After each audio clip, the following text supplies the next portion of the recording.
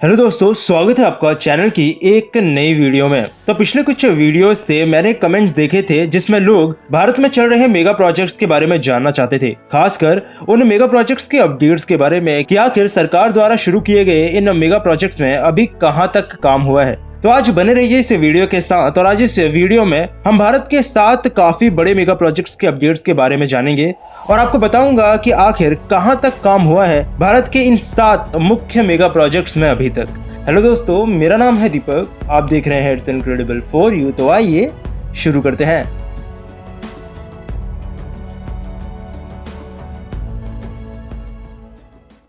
Number 7, Bharatmala परियोजना। तो शुरुआत करते हैं भारतीय सरकार की भारतमाला परियोजना से। भारतमाला एक सेंट्रली स्पॉन्सर्ड और फंडेड रोड और हाईवेज का प्रोजेक्ट था जिसमें लगभग 84,000 किलोमीटर के हाईवेज को बनाने का लक्ष्य रखा गया था।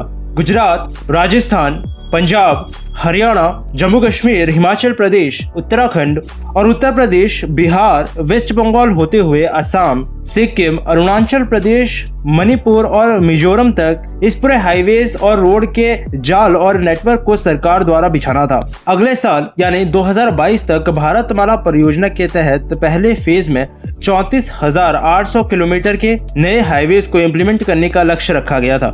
पिछले साल तक 12,413 किलोमीटर के लेंथ के 322 प्रोजेक्ट्स को एलोकेट कर दिया गया है। लगभग 3,000 किलोमीटर की लेंथ के नए हाईवेज का निर्माण उसी समय इस परियोजना के तहत किया गया था। दिल्ली मुंबई एक्सप्रेसवे की बात करें जो कि भारतमाला के तहत ही बन रहा है, तो ये एक 8 लेन का काफी बड़ा एक्सप्रेसवे होने वाला है जिसका लगभग 50% के आसपास का काम इस वक्त तक पूरा हो चुका है। इसके साथ ही इस एक्सप्रेसवे में हर 50 किलोमीटर में एक रेस्टोरेंट और एक पेट्रोल पंप की भी सुविधाएं दी जाएंगी जिसका काम अब इसके बाद कुछ ही समय में शुरू कर दिया जाएगा। कुछ ही समय पहले 1,274 करोड़ रुपए के कर्नाटका के एक 4 लेन के हाईवे के प्रोजेक्ट को दिलीप बिल्डकॉन द्वारा जीता गया है जो भी भारतमाला प्रोजेक्ट के अंदर ही आ रहा है। साथ ही अभी कुछ समय पहले हुए तमिलनाडु और पुडुचेरी के रोड प्रोजेक्ट्स में भी दिलीप बिल्डकॉन ने सबसे कम बिडिंग की थी।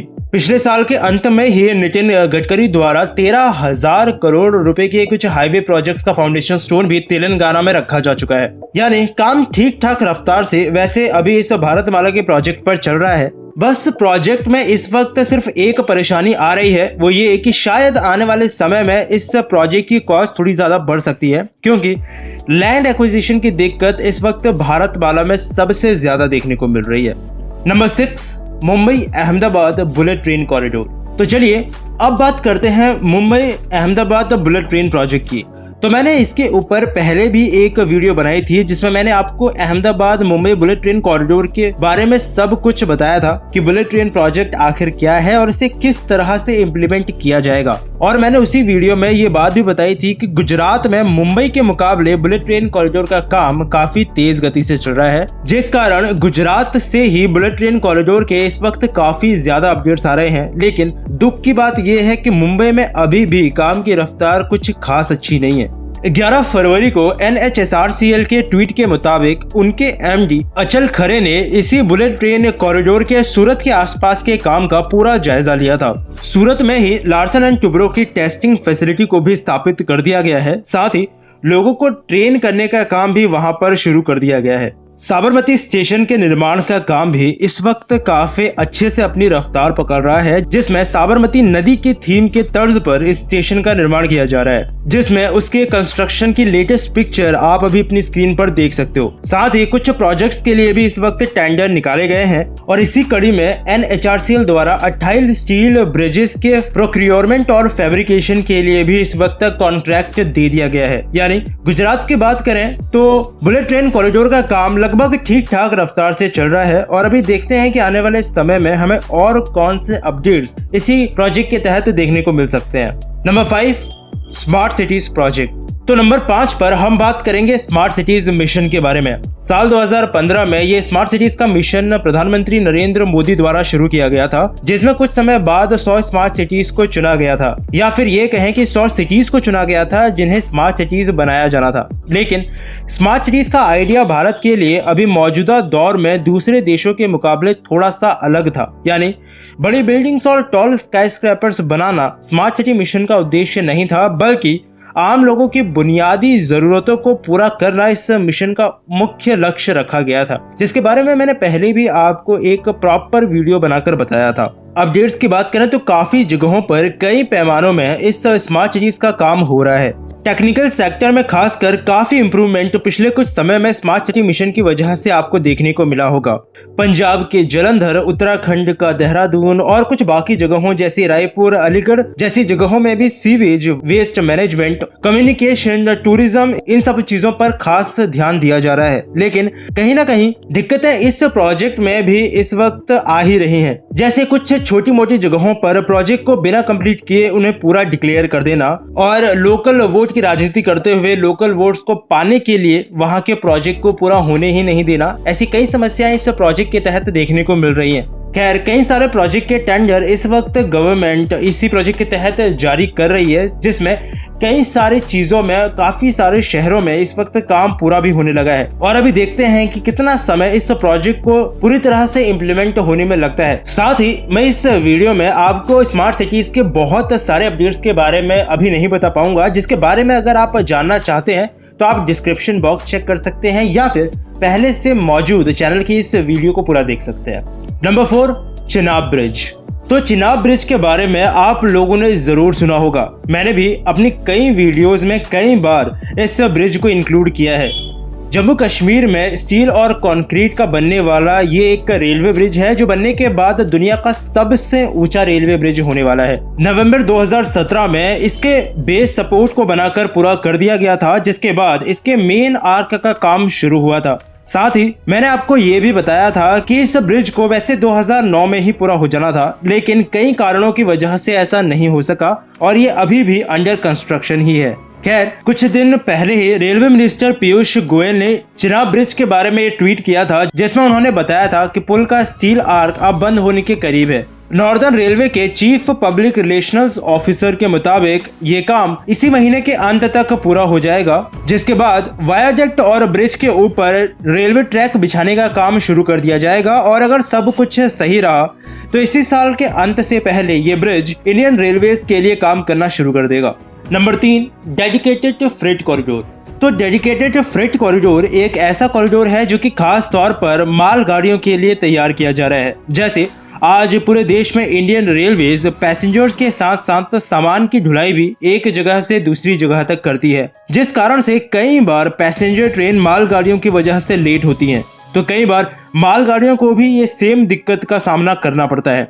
साथ ही ये ऑपरेशंस को कई बार काफी कॉम्प्लेक्स भी बनाता है, जिस वजह से इस अलग से बनने वाले कॉरिडोर की वजह से आने वाले समय में ऑपरेशंस स्मूथ तरीके से हो सकेंगे और किसी ट्रेन को इसी की वजह से आने वाले समय में दिक्कत का सामना भी नहीं करना पड़ेगा। जिस कारण से दो अलग corridor, eastern dedicated freight corridor और वेस्टर्न डेडिकेटेड फ्रेट कॉरिडोर पर इस वक्त काम किया जा रहा है। प्रधानमंत्री नरेंद्र मोदी द्वारा कुछ समय पहले ही ईस्टर्न डेडिकेटेड फ्रेट कॉरिडोर और वेस्टर्न डेडिकेटेड फ्रेट कॉरिडोर के कुछ सेक्शन को इनॉग्रेट किया गया था, जिसके बाद पीयूष गोयल द्वारा ये बताया गया था कि इसी साल के मार्च तक, यानी इसी महीने के अंत तक 350 से 400 किलोमीटर का और ऐसा ही कॉरिडोर बनकर पूरी तरह से तैयार हो जाएगा। काफी अच्छी रफ्तार से इस वक्त इन दोनों ही कॉरिडोर्स पर काम चल रहा है। साथ ही उन्होंने ये भी बताया है कि पिछले साल जनवरी के मुकाबले इस साल जनवरी में फ्रेट कॉरिडोर के पूरा होने का काफी ज्यादा फायदा मिला है, क्योंकि इस महीने पिछले साल जनवरी के मुकाबले सामान की ढुलाई काफी तेज गति से हो गई थी। रेलवे मिनिस्टर की बात मानी जाए तो उनके अनुसार साल 2022 तक दोनों ईस्टर्न और वेस्टर्न डेडिकेटेड फ्रेट कॉरिडोर तैयार होकर उनमें मालगाड़ियों का चलना शुरू कर दिया जाएगा। Number 2, Purvanchal expressway. तो पूर्वांचल एक्सप्रेसवे एक 6 लेन का एक्सप्रेसवे है जो कि भारतीय राज्य उत्तर प्रदेश में बन रहा है। गाजीपुर को राज्य की राजधानी लखनऊ से कनेक्ट करने का काम इस एक्सप्रेसवे का होगा। करीबन 22,500 करोड़ रुपयों की लागत के साथ Uttar Pradesh expressways industrial development authority द्वारा इसे डेवलप किया जा रहा है। इसमें कुछ इंपॉर्टेंट टाइमलाइन की बात करें तो 2015 में इस एक्सप्रेसवे को अनाउंस किया गया था और 2016 में सबसे पहले स्टेट गवर्नमेंट ने 1500 करोड़ रुपए इस एक्सप्रेसवे के लिए एलोकेट किए थे। अक्टूबर 2019 तक इसका 20% काम पूरा हो चुका था। दिसंबर 2019 में इसके 40% काम को पूरा कर लिया गया था। पिछले साल फरवरी में ये सोचा गया था कि इसे पिछले साल की दिवाली से पहले आम जनता के लिए खोल दिया जाएगा, लेकिन ऐसा नहीं हो सका क्योंकि सितंबर 2020 तक भी इसमें सिर्फ 60% काम ही पूरा हो पाया था। पिछले महीने की 15 तारीख यानी 15 फरवरी 2021 तक इसका 76% काम पूरा हो चुका है। और अगर गवर्नमेंट की बात करें तो उनके मुताबिक मार्च में ही इसका पूरा काम पूरी तरह से कंप्लीट हो सकता है, जिसके बाद इसे लाइट व्हीकल्स के लिए आने वाले अप्रैल में ही शायद इनॉग्रेट कर दिया जाएगा। पीएमजी यानी प्रोजेक्ट मॉनिटरिंग ग्रुप के हेड आर.के. तिवारी जी की बात मानी जाए तो पूर्वांचल एक्सप्रेसवे पर इस वक्त काम उनके अनुसार ठीक ठाक रफ्तार से पूरा हो रहा है और हो सकता है कि मैंने अभी तक आपको जितने प्रोजेक्ट्स भी बताए हैं उसमें से सबसे पहले काम पूरा होता हुआ आपको पूर्वांचल एक्सप्रेस में ही देखने को मिल जाए।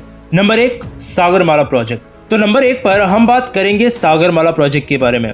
Sagarmala project government of India का एक इनिशिएटिव था भारत के लॉजिस्टिक सेक्टर की परफॉर्मेंस को बढ़ाने के लिए। इस प्रोजेक्ट के तहत नए मेगा पोर्ट्स को बनाया जाना था, पुराने भारत के एग्जिस्टिंग मेगा पोर्ट्स को मॉडर्नाइज करना था, coastal economic zones, economic units, pipelining और वाटरवेज डेवलपमेंट के साथ साथ सरकार का लक्ष्य ये था कि एक्सपोर्ट को भी बढ़ाया जाए, साथ ही डायरेक्ट और इनडायरेक्ट जॉब्स भी जनरेट हों। सागरमाला प्रोजेक्ट के 4 पिलर्स में ये पोर्ट्स को मॉडर्नाइज करने के साथ साथ rail road connectivity, coastal community development और कोस्टल लाइन के साथ साथ इंडस्ट्रियल कॉरिडोर को बनाने का था। अपडेट्स की बात करें तो रोपैक्स सर्विस सागरमाला के तहत इस वक्त कुछ जगहों पर चल रही है, साथ ही आने वाले कुछ ही महीनों में यही सर्विस काफी ज्यादा जगहों पर एक्सपेंड होने वाली है। इसके साथ ही वेयर हाउसिंग प्रोजेक्ट पर भी इस वक्त इस पर काम चल रहा है, जिसमें अच्छी बात यह है कि कई प्राइवेट प्लेयर्स भी इस वक्त इसमें शामिल हैं। अभी कुछ दिनों पहले लगभग पिछले महीने 12-13 हजार करोड़ के रोरो रोपैक्स सर्विसेज और वेयर हाउसिंग फैसिलिटी जैसी कुछ चीजों के मेमोरेंडम ऑफ अंडरस्टैंडिंग पर साइन हुआ है, जिसमें आवागमन में भी लोगों और सामान को एक जगह से दूसरी जगह तक ले जाने के लिए काफी ज्यादा सहूलियत होने वाली है। यानी अगर सामान्य सी भाषा में बोलूं तो काफी ज्यादा वाटरवेज में डेवलपमेंट आपको आने वाले समय में देखने को मिलने वाली है, जिसमें पानी के जरिए यात्रा करने को भी काफी ज्यादा बढ़ावा मिलेगा। और इसी के तहत अभी कुछ समय पहले और आने वाले समय में सी प्लेन सर्विसेज भी धीरे धीरे शुरू की जा रही हैं। साथ ही कई सारे प्रोजेक्ट में खासकर साउथ में इस वक्त काम हो रहा है, जिनकी रफ्तार भी ठीक ठाक कही जा सकती है। तो ये थे कुछ अपडेट्स भारत के कुछ मुख्य मेगा प्रोजेक्ट्स के बारे में।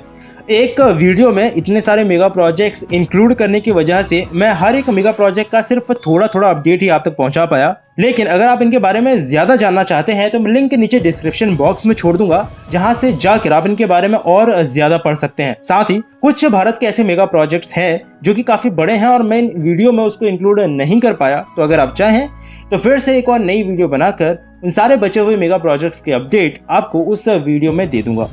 तो बस अभी के लिए फिलहाल इस वीडियो में इतना ही। उम्मीद करता हूँ आपको वीडियो पसंद आई होगी। अगर आपको वीडियो पसंद आई है तो इसे लाइक करना, अपने दोस्तों और फैमिली के साथ में शेयर भी, और अगर आप चैनल पर नए आए हैं तो चैनल को सब्सक्राइब किए बिना बिल्कुल मत जाइएगा, क्योंकि इस चैनल पर आपको ऐसी ही इंटरेस्टिंग टॉपिक से रिलेटेड वीडियोस मिलती रहेंगी। साथ ही अगर आप चाहें तो मुझे ट्विटर पर फॉलो कर सकते हैं, आपको लिंक नीचे डिस्क्रिप्शन बॉक्स में मिल जाएगा। तो मिलता हूँ आपसे फिर से एक और नए इंटरेस्टिंग टॉपिक की एक नई वीडियो के साथ। तब तक के लिए अलविदा।